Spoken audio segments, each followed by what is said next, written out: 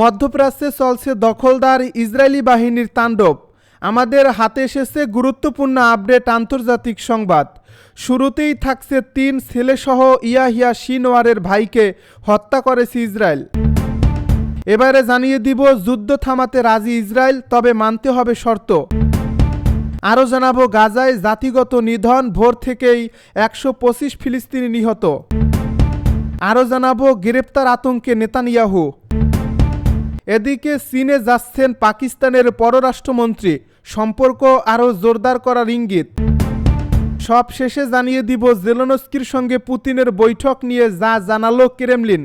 এতক্ষণ শুনছিলেন আপডেট সংবাদের শিরোনাম, এবারে বিস্তারিত।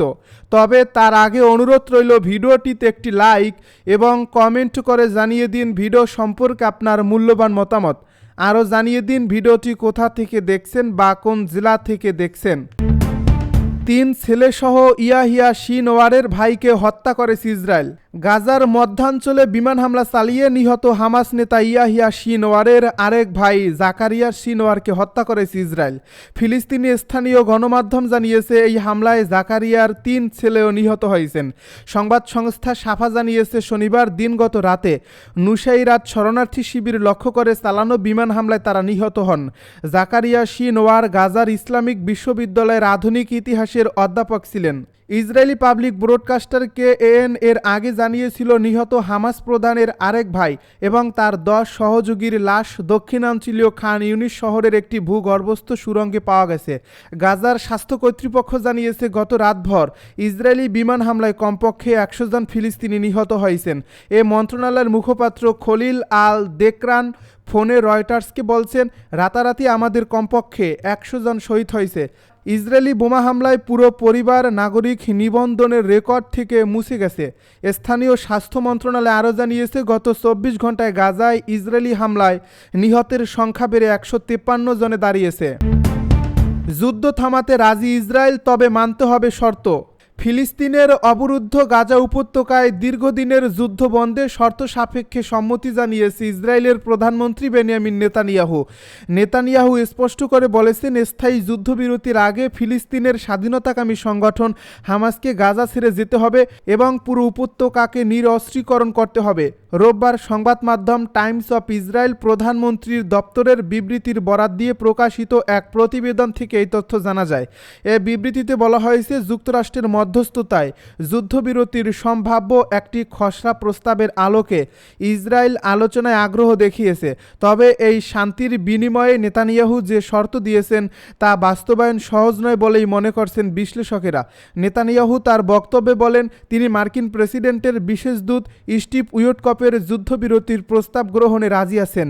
উইটকফের প্রস্তাব অনুযায়ী গাজায় 45 দিনের অস্থায়ী যুদ্ধবিরতি কার্যকর হবে। এই সময়ে হামাস 10 জন জিম্মিকে মুক্তি দেবে এবং ইসরায়েলও কিছু নির্দিষ্ট ফিলিস্তিনি বন্দীকে মুক্তি দেবে। একই সঙ্গে যুদ্ধবিরতির সময়ই স্থায়ী যুদ্ধবিরতির সম্ভাবনা নিয়ে আলোচনা চলবে। গাজায় জাতিগত নিধন, ভোর থেকেই 125 ফিলিস্তিনি নিহত। গাজা উপত্যকায় রোববার ভোর থেকেই শুরু হওয়া ইসরায়েলি বাহিনীর বিমান ও স্থল হামলায় অন্তত 125 জন ফিলিস্তিনি নিহত হয়েছেন বলে জানিয়েছে কাতার ভিত্তিক সংবাদ মাধ্যম আল জাজিরা তাদের প্রতিবেদনে জানিয়েছে, ইসরায়েলি বাহিনীর চলমান অভিযান হামাসের বিরুদ্ধে নয় বরং ফিলিস্তিনের পরিবারগুলোর বিরুদ্ধে এক জাতিগত নিধন যজ্ঞের রূপ নিয়েছে। বিশেষ করে দক্ষিণ গাজার খান ইউনিস শহরের পশ্চিমে নিরাপদ অঞ্চল হিসেবে চিহ্নিত আল মাওয়াশি এলাকাটি এখন এক ভয়াবহ মৃত্যুকূপে পরিণত হয়েছে। ইসরায়েলি সেনাবাহিনীর নিরাপদ অঞ্চল হিসেবে পরিচিত হওয়ায় গৃহহীন ও সহিংসতায় ক্ষতিগ্রস্ত মানুষেরা এখানে আশ্রয় নিয়েছিল। অথচ আল মাওয়াশিতে রোববার নিহত হয়েছে অন্তত 36 জন। জাতিগত নিধন শুরুর পর টেলিগ্রামে প্রকাশিত এক বিবৃতিতে হামাস গাজায় বেসামরিক নাগরিকদের উপর সাম্প্রতিক হামলাকে নৃশংস অপরাধ হিসেবে আখ্যায়িত করছে। হামাস জানায়, আশ্রয়প্রার্থী সাধারণ মানুষদের তাঁবুর ভেতর পুড়িয়ে মারা যুদ্ধাপরাধের শামিল, যা ইসরায়েলের নেতানিয়াহু সরকারের ফ্যাসিবাদী আচরণকে তুলে ধরে। এবার গ্রেপ্তার আতঙ্কে নেতানিয়াহু। শেষমেশ আইসিসির দেওয়া সেই গ্রেপ্তার আতঙ্ক পেয়ে বসেছে প্রবল ক্ষমতাধর ইসরায়েলি প্রধানমন্ত্রী বেনিয়ামিন নেতানিয়াহুকে। রোববার ভ্যাটিকানে পোপ লিও চতুর্দশ এর অভিষেক অনুষ্ঠানে অংশ নেওয়ার কথা ছিল ইসরায়েলি প্রধানমন্ত্রীর। তবে গ্রেপ্তার হওয়ার ভয়ে ভ্যাটিকানে নতুন পোপের অভিষেক অনুষ্ঠানে যোগ দেওয়ার সিদ্ধান্ত বাতিল করেছেন তিনি। ইসরায়েলি সংবাদ মাধ্যমের বরাত দিয়ে তাসনিম নিউজের এক প্রতিবেদনে বলা হয়েছে, আন্তর্জাতিক ফৌজদারি আদালতের জারি করা গ্রেপ্তারি পরোয়ানার কারণেই ভ্যাটিকান সফর বাতিল করছেন নেতানিয়াহু। গত কয়েকদিনে নেতানিয়াহুর দপ্তর ইতালি ও ভ্যাটিকানের কর্মকর্তাদের সঙ্গে যোগাযোগ করেছিল, যাতে তারা নিশ্চিত হতে পারে যে তার বিরুদ্ধে জারি হওয়া আন্তর্জাতিক গ্রেপ্তারি পরোয়ানা কার্যকর করা হবে না। তবে প্রাপ্ত উত্তর থেকে পরোয়ানা কার্যকর না হওয়ার কোনো নিশ্চয়তা পাওয়া যায়নি, যে কারণে শেষ পর্যন্ত সফর বাতিল করার সিদ্ধান্ত নেওয়া হয়েছে। গাজা উপত্যকায় যুদ্ধাপরাধ ও মানবতা বিরোধী অপরাধের অভিযোগে 2024 সালের 21 নভেম্বর আইসিসি নেতানিয়াহু এবং তৎকালীন ইসরায়েলি যুদ্ধমন্ত্রী ইয়োব গ্যালান্টের বিরুদ্ধে গ্রেপ্তারি পরোয়ানা জারি করে। চীনে যাচ্ছেন পাকিস্তানের পররাষ্ট্রমন্ত্রী, সম্পর্ক আরও জোরদার করার ইঙ্গিত। পাকিস্তানের পররাষ্ট্রমন্ত্রী ইশাক দার 3 দিনের সরকারি সফরে চীন যাবেন বলে রোববার তার কার্যালয় জানিয়েছে। এক প্রতিবেদনে ফ্রান্স 24 জানিয়েছে, কয়েক দশকের মধ্যে সবচেয়ে গুরুতর সংঘাতের অবসান ঘটাতে ইসলামাবাদ নয়াদিল্লি যুদ্ধবিরতিতে পৌঁছানোর এক সপ্তাহেরও বেশি সময় পর এই সফর হচ্ছে। এক বিবৃতিতে পাকিস্তানের পররাষ্ট্র মন্ত্রণালয় জানিয়েছে, ইশাক দার সোমবার বেইজিংয়ে সফর শুরু করবেন। তিনি চীনা পররাষ্ট্রমন্ত্রী ওয়াং ইয়ের সঙ্গে দক্ষিণ এশিয়ার ক্রমবর্ধমান আঞ্চলিক পরিস্থিতি এবং শান্তি ও স্থিতিশীলতার উপর তার প্রভাব নিয়ে গভীর আলোচনা করবেন। এতে আরও বলা হয়েছে, উভয় পক্ষ পাকিস্তান চীন দ্বিপাক্ষিক সম্পর্কের সম্পূর্ণ দিক পর্যালোচনা করবে এবং পারস্পরিক স্বার্থের আঞ্চলিক ও বৈশ্বিক উন্নয়ন সম্পর্কে মতামত বিনিময় করবে।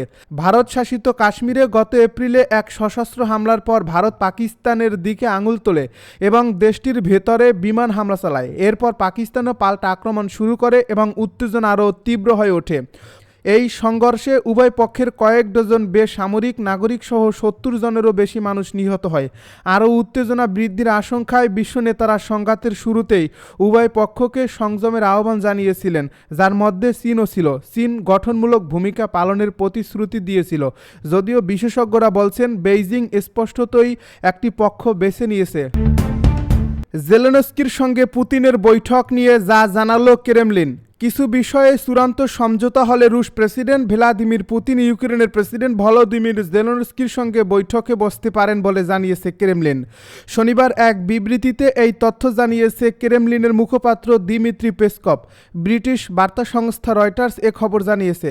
তবে কী ধরনের চুক্তি হলে বৈঠক সম্ভব সে বিষয়ে স্পষ্ট কিছু বলেননি পেসকভ। পুতিন ও জেলেনস্কি সর্বশেষ মুখোমুখি হন 2019 সালের ডিসেম্বরে। তুরস্কে চলমান শান্তি আলোচনা ঘিরে ইউক্রেনীয় প্রেসিডেন্ট চলতি সপ্তাহে পুতিনকে সরাসরি সাক্ষাতের আহ্বান জানিয়েছিলেন, কিন্তু পুতিন সেখানে না গিয়ে সহকারী ও কর্মকর্তাদের একটি প্রতিনিধি দল পাঠান, যারা শুক্রবার ইউক্রেনীয় প্রতিনিধিদের সঙ্গে 2022 সালের মার্চের পর প্রথমবারের মতো দ্বিপক্ষীয় বৈঠকে বসবেন। এ বৈঠকে পুতিন জেলেনস্কি সম্ভাব্য বৈঠকের বিষয়টি তোলা হয়েছিল বলে জানিয়েছে ইউক্রেন। এ প্রসঙ্গে পেসকভ বলেন, এমন বৈঠক সম্ভব, তবে তা হতে হবে দুই দেশের মধ্যে নির্দিষ্ট কিছু চুক্তি এবং আলোচনার ফলাফলের ভিত্তিতে। তিনি আরও বলেন, চুক্তিপত্রে সইয়ের সময় সবচেয়ে গুরুত্বপূর্ণ বিষয় হলো ইউক্রেনের পক্ষে ঠিক কে সেই চুক্তিতে সই করবেন। পেসকভ তার এই মন্তব্য ব্যাখ্যা না করলেও বিশ্লেষকেরা বলছেন, পুতিন এর আগেও জেলেনস্কির প্রেসিডেন্ট হিসেবে বৈধতা নিয়ে প্রশ্ন তুলছেন, কারণ তার নির্বাচিত মেয়াদ গত বছর শেষ হয়ে গেছে।